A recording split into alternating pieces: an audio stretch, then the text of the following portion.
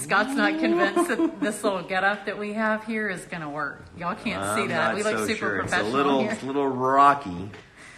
Yeah, well, I think it's going to work. I think we're good. You have no idea how long this took us to get all this sorted out.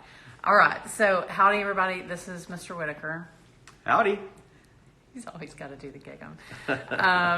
So we just want to pop on. I have a whole list of really good questions, so we're just going to dive in because we have a movie to go see. Since it's his day off, we went to Mass this morning, got our butts up early, and now we're here. So it's the best part about working for the church, right? Yeah, bonus. I get holy days off.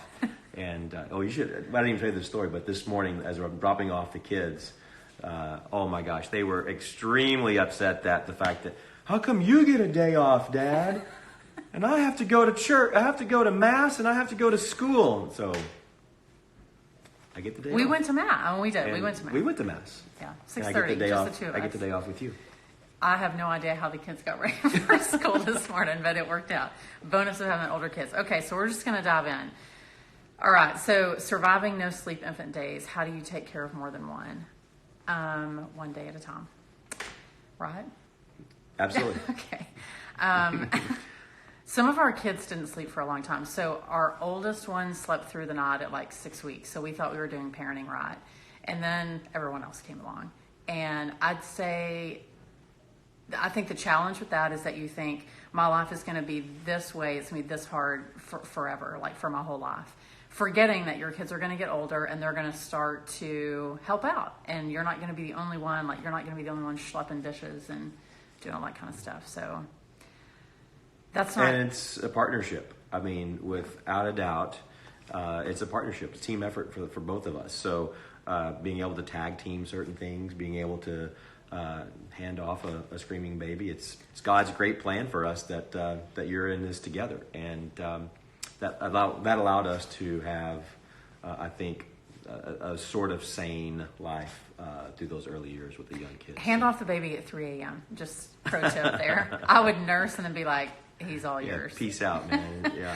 Because I got to make milk, so I got to sleep, So that was always my thing. Likely excuse. All right. How do you approach your partner when he or she is too hard on a child? I'll let Mr. Whitaker take this one.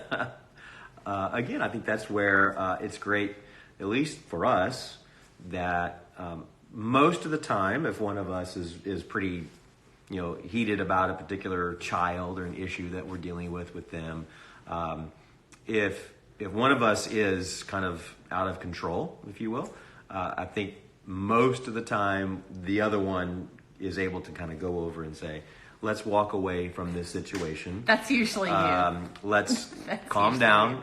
Let's relax, yeah. and let's think through what we're trying to do here, and what that means in a particular situation where it's really heated and voices get raised. And in our family, we have a lot of people in this family, so if you want to be heard, you got to get louder.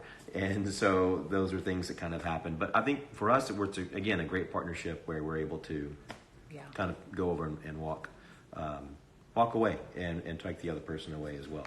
So I think you were going to add to that a little bit about the long term. How does that, if this is a consistent issue with one of your children, right? Like if you consistently see that your spouse is specifically really hard on this one particular kid about this one particular issue, we call that bedroom time. So we will put the kids to bed. Scott and I'll go in the bedroom and we'll visit. And I'll say so what is it like? Why are you so hard on this particular kid for this particular reason? And maybe it's a family of origin issue that I didn't know about, and it gives us an opportunity to say, okay, so that's where that's stemming from, and then let's talk through it. So that's a conversation that needs to happen away from your kids, and you need to have it together. So if you're just joining us, Mr. Whitaker and I are popping on. So the assignment this week was for y'all to read the introduction and the first 3 chapters. So we're just the first 3 chapters are, the first one's about marriage, the second one's about priests, and the third one is about social media, a lot of stuff. So, little things. So most of the questions that we have today kind of relate to those 3 topics. So that's what we're talking about. All right. So the next question is, do you pray together or mostly separately? So when I first read this, I started feeling bad. I was like, actually, we mostly pray separately. We do some things together. And then I thought, wait a second, I'm looking at prayer all the wrong way. Like I was thinking prayer had to be like holding Scott's hands on the couch and us giving intentions. That's not us. No. That is not Scott and Kathryn. So, but that may be you, and that's totally fine. Yeah. We go to mass together, like we did that this morning. That was a way that we prayed together. You may not consider him like a spiritual singer, but Clay Walker's this weekend, and so ways that Scott and I pray together, we do things together that provide opportunities for us to develop intimacy. So physical intimacy obviously is one point, but having intimacy in other ways, emotional intimacy and those other ways. So I think that's how we pray together. And then, we pray separately a lot. We pray together as a family quite often, where we will pray at the table before all of our meals. Yeah. We pray family rosaries as we're driving in the van 3,000 miles across the country. Who does that? Crazy. It's crazy talk. That's crazy. So there are multiple ways. We listen to Christian music together. That's a really big thing for us. We like to do that. So I think it's something that you want to kind of maybe perhaps redefine prayer. That there may be moments in our life where praying a family rosary and in front of our Mary statue here on the fireplace hearth is one thing, but there are also multiple ways that we pray together. Yeah. But mostly separately. Every day I pray a rosary when I drive in to the office. Mostly because I want to make sure I get there because Austin traffic is terrible. But I do offer that up every single day, and it's a great place for me to be and to pray the rosary every day. So that's something that's important to me. All right. So, I don't know. What's your song currently? I don't know if y'all meant like our collective song or like our song. I mean, most of mine are George Strait. If I'm gonna be not super spiritual, but I don't know. I would guess that our songs are mostly George Strait songs that we Amarillo by Morning is kind of a big one for us. Yeah, that's a good one. Check Yes or No. That was.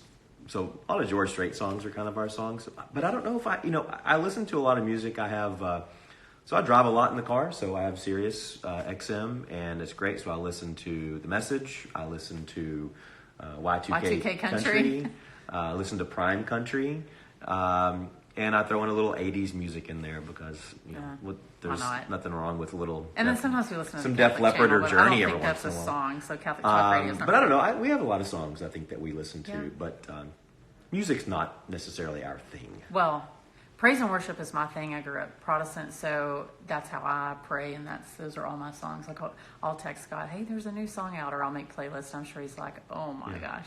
Oh, but one thing that you do, you've started creating Spotify lists for yourself. Yeah. So if there's a specific thing that we're going through or something that I'm really praying about, I'll make a playlist and then I'll just play it. And I kind of give myself permission to feel those feelings and be in that moment with those songs. And then I set it aside and move on about my day. So I don't know. I can't sing worth a lick, y'all, but I can totally sing in my van. I can't sing. Wait a minute, who is this? You can't go wrong with George Strait. Yes, Irma. What? Yeah, that's Irma. Oh. Yeah. No, but here, you can't go wrong with George Strait. That's what I just said. I know who that is. That's It's okay. That's fine. Well, I like you. That's good. So I asked Scott this before we started because I wanted to know his answer, and then we decided not to tell each other the answer. So I'm very curious to it. This is like the newlywed game. Okay, if you were gifted a trip, just the two of you, where would you go? This is worldwide. This is worldwide. Yeah, so I feel like we should take a minute to think about our answer and go. Am I going to get in trouble for this one? No, this is... no. Oh, my gosh. One place in the world that we would go. Where would you go? I don't know. We have been to some place. I would go back to a place. No. Can I say that? I mean, yeah. You're gifted the trip, so I guess you can go anywhere you want. Yeah. We're living in a hypothetical land. Why not? Gosh, yeah. Maybe Spain and Portugal. I'd go back there. You go back to Spain and Portugal. Because that was great. I would probably... I do like Spain and Portugal. I'd probably go to Greece. Oh. Santorini. I messed up. Walk in the footsteps of St. Paul. I don't know. I've always wanted to go to Greece. So. I almost said Greece. You almost did? Okay, yeah. Because we haven't been there, but we had such a great time in Spain and Portugal. We really did. It was really a beautiful place. Both of those places. I mean, if you were asking me, if we gifted the trip, we could do it all. So we go to Greece, Spain, and Portugal. Yeah. Man, there's so many places in the world to go. Okay. favorite date night besides barbecue and A&M, because that's a given, as we're both wearing maroon today. Okay, so what do you think? Favorite date night? Yeah, I'm curious. Oh. He doesn't know this one either. All right, so let's go. Which one? I don't know. We're kind of quasi-foodies in a way. I mean, I think one thing for us would be, there's just so many great restaurants in Austin, is just to go, I think, have dinner at one of the nice places in Austin, and then have an after-dinner drink somewhere. And that's just kind of a low-key thing to do. And a close second might be to go dancing. Oh, that was mine. That's what I was going to say. Okay. All right. All right, so we made it. So technically, I guess we're kind of doing that because Sunday, actually, it's going to be an amazing day because we have the Texas Barbecue, Texas Monthly Barbecue Fest. So all the barbecue places are in one place in Austin, and we volunteer there, and so we get to eat all the barbecue for free. It's amazing. And then afterwards, we're going to come home and we're going to go to the Clay Walker concert. Pretty excited about that. It's going to be a good Sunday. It's going to be a really good Sunday. All right. I'm going to save this question for last because we'll just save that one for last. All right. How and when do you make time for therapy and counseling as a couple when you have little kids? Well, I mean, when we did counseling back 10 years ago, we had 5 kids under the age of 8. So I think that qualifies as a lot of little kids. So they were 8, 5, 4, 2, and newborn. Yeah, I think that qualifies. We just learned that we had to be creative with our time. So sometimes we would have people watch our kids. Sometimes Scott would take off work for a couple of hours or over his lunch break while I had some of the other kids either in school or preschool, and we would bring Luke with us. He was too little to know what was going on, so we would just bring him with us. And we made the time. And the stint that we did was for about 3 months. So it was a weekly for 3 months. So it wasn't a huge amount of time over, it wasn't 2 or 3 hour sessions over the course of like a year. So I think you just have to understand your situation, find a counselor that's flexible. And quite honestly, we believed in our marriage. We wanted it to be better. And so we felt like it was a huge priority for us. We knew what the statistics were. So I think that would be my advice. Mm-hmm. Yeah. Anything to add? No, I think it's great. We would definitely, it's so important that you get really creative about who you invite into your family and to be a part of that journey with you, and to invite them to be a part of that because it's important. All right. Retell me again that parenting teenagers is going to be okay.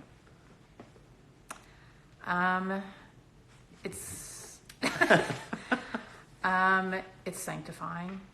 I don't want to paint teenagers as bad or as horrible because I think they get a bad rap. I think that they reveal the parts of yourself that you're unwilling to admit exist. So I think in that way they're sanctifying.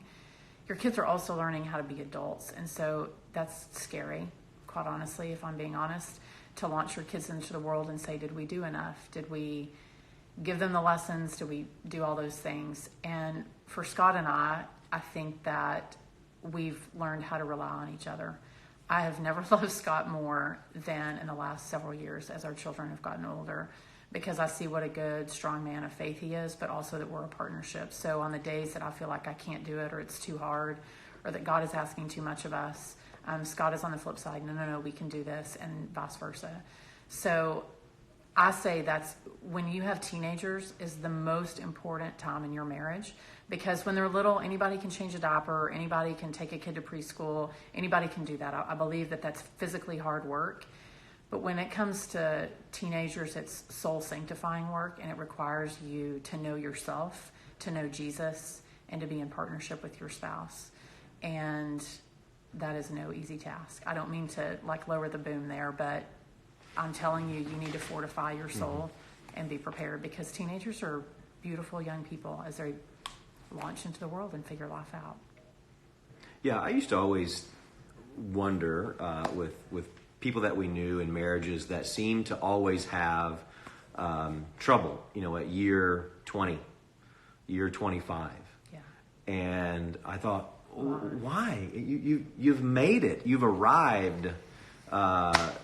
But now that we're in that range in year 23, and we've gone through, certainly with 3 teenagers in the house, I can definitely see how challenging it can be for a marriage.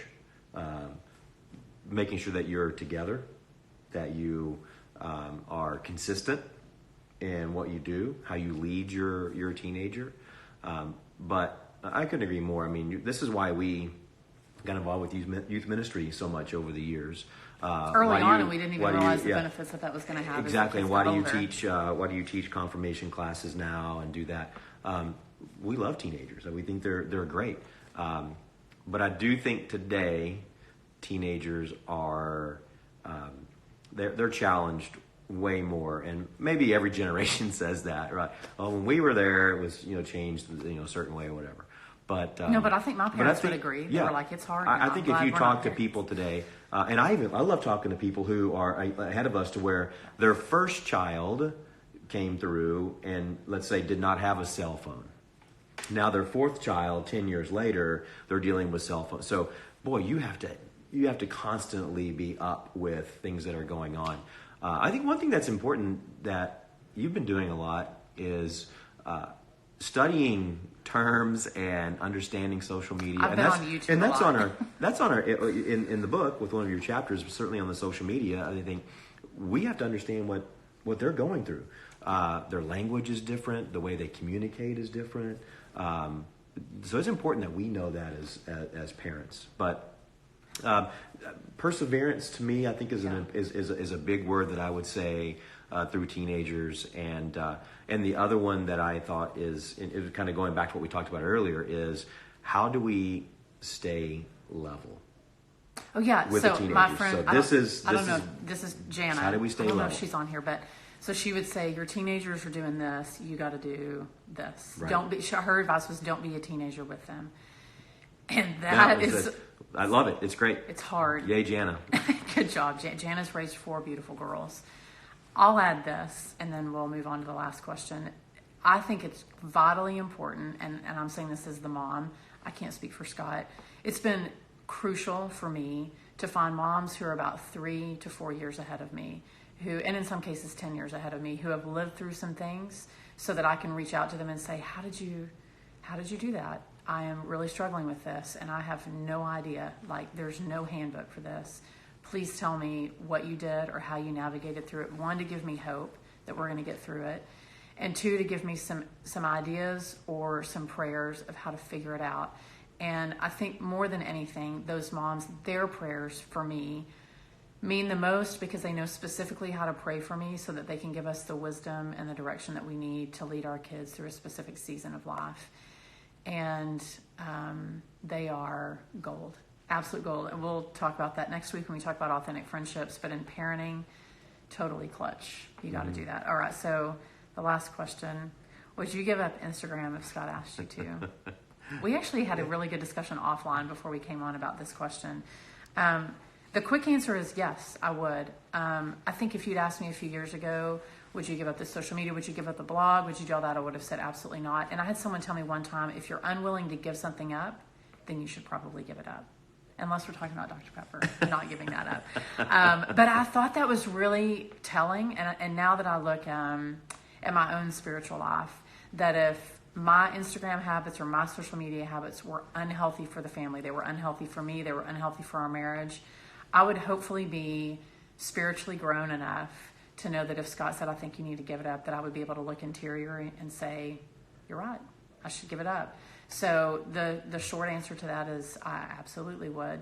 I have to have the ability to communicate to you what I'm feeling, what I'm going through, and why I'm asking you to do that. And you have to be able to receive that in a way that is accepting and being able to kind of process that yourself. So all the things that we talked about in the first couple of chapters here, we.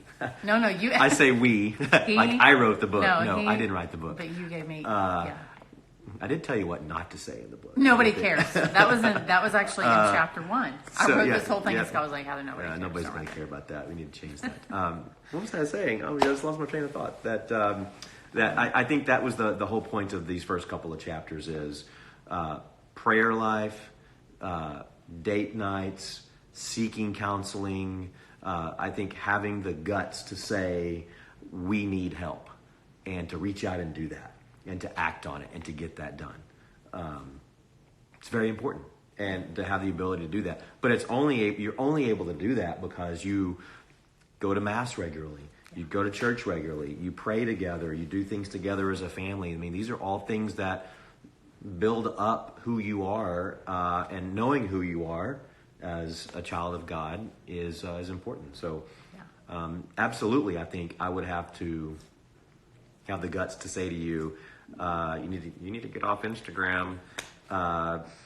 Speaking you would have to be able to receive that in a way. I need to give it lovingly, and you have to receive it gratefully as well. So, one thing that no one asked a question on it, but I feel like it's important to say. So the second chapter I talk about priests, and I know that not all of you are Catholic, but I feel like this is important to say. And Father Dave and I touched on it last week about spiritual direction and what the purpose of it is, how you go about finding a spiritual director.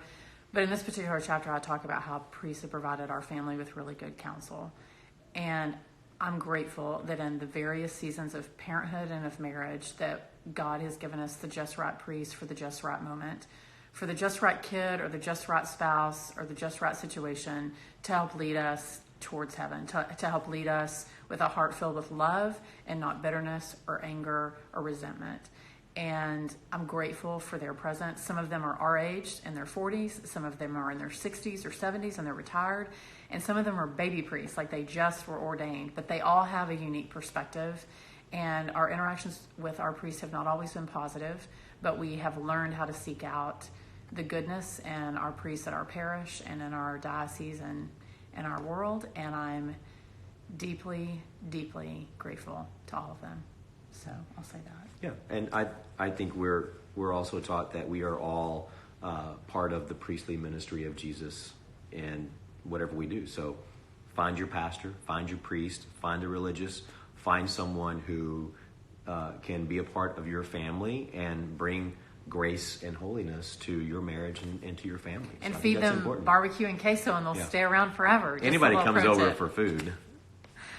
All right. So thanks, y'all. If there's any questions that we didn't answer that you would like for us to, send them to me in my DMs. I won't answer them today because date day, but I'll answer them this weekend.